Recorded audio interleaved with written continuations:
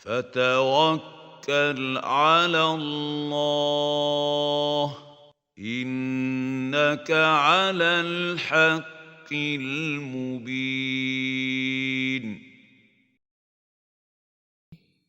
Ya Ustaz, Assalamualaikum.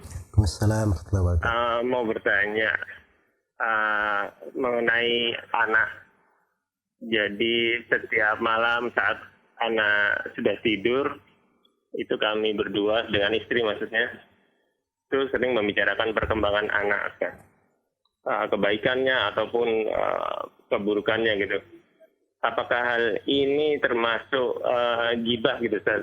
Karena di bulan Ramadan ini kita kan khawatir gitu kan, sering membicarakan perkembangan anak gitu. Karena kedua anak itu sudah tidur gitu kan. Begitu saja. Kan? Assalamualaikum warahmatullahi wabarakatuh. Waalaikumsalam warahmatullahi wabarakatuh. Ya, barakallahu fiik Pak Denny atas kekhawatirannya jangan sampai menyentuh sesuatu yang bersifat dosa. Dan itu adalah hal yang baik ya. Orang-orang yang bertanya dengan mana itu dari ciri hati yang baik insyaallah ta'ala. Semoga Allah memberi kelurusan hati untuk kita semua. Cuman perlu diketahui bahwa ghibah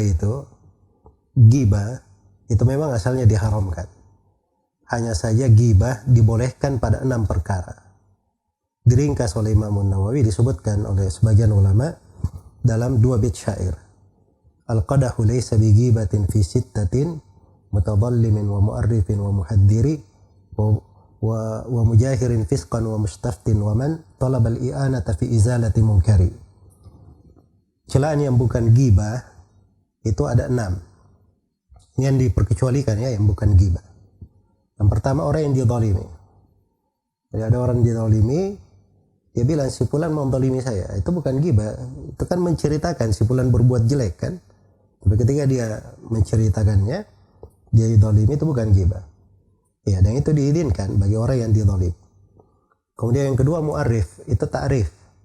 Misalnya ada orang yang di satu desa misalnya, atau satu tempat, ada banyak nama di situ. Misalnya nama Muhammad. Tanya, di mana rumah Pak Muhammad? Orang sulit menyebut Muhammad yang mana. Tapi kebetulan Muhammad yang dia cari itu dikenal oleh warga di situ dengan Muhammad yang pincang.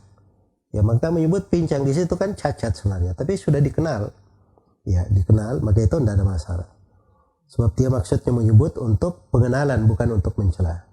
Kemudian yang ketiga, dari yang dibolehkan adalah mentahdir, memperingatkan bahaya. Jadi kalau ada hal yang jelek, misalnya ada orang pencuri, ya biasa berbuat kriminal, ya terus berbicara dengan orang yang baik, khawatir menipunya, ya maka saya boleh memperingatkan, hati-hati dari dia. Oh, itu bukan ghibah, malah itu adalah nasihat, saya peringatkan untuknya. Ya. Kemudian yang keempat, dari yang boleh dibicarakan adalah orang yang berbuat kefasikan terang-terangan. Ya, kalau dia sudah berbuat kefasikan terang-terangan di depan umum, disaksikan oleh orang, itu membicarakannya bukan ghibah. Karena Nabi SAW bersabda, kullu ummati mu'afa illal mujahirin. Setiap umatku dimaafkan kecuali orang-orang yang terang-terangan. Sebenarnya semua yang saya sebut tadi saya bisa paparkan dalil-dalilnya, cuman ini kita meringkas ya. Kemudian yang keempat adalah yang kelima adalah orang yang meminta fatwa. Ya, datang kepada seorang guru bertanya, ada kasus begini. Dia tidak sebut apa yang terjadi, ya gurunya nggak bisa jawab.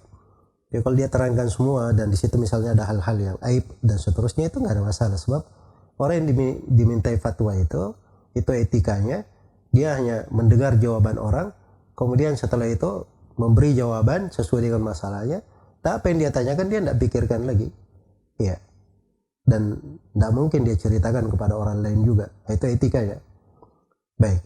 Kemudian yang terakhir adalah orang yang meminta bantuan. Man talabal i'anata fi izalati munkari, meminta bantuan untuk menghilangkan kemungkaran. Meminta bantuan untuk menghilangkan kemungkaran. Dia datang ke polisi. Pak, di sana ada orang begini dan begini. Kan dia harus ceritakan masalahnya. Kalau datang ke polisi dia tidak cerita, ya polisi mana bisa membantunya. Ya. Maka untuk meminta itu menceritakannya masuk di dalam hal yang tidak ada masalah. Jadi kalau dari 6 yang saya terangkan tadi bisa dimaklumi ya bahwa apa yang ditanyakan oleh Bapak di Bekasi tadi, Pak Dini di Bekasi, itu adalah hal yang tidak ada masalah. Karena itu bagian dari kemaslahatan anak, juga dari perkara yang memang diperlukan orang tua terhadap anak-anaknya. Semoga Allah Subhanahu wa taala memberi taufik kepada semuanya. Wallahu taala alam.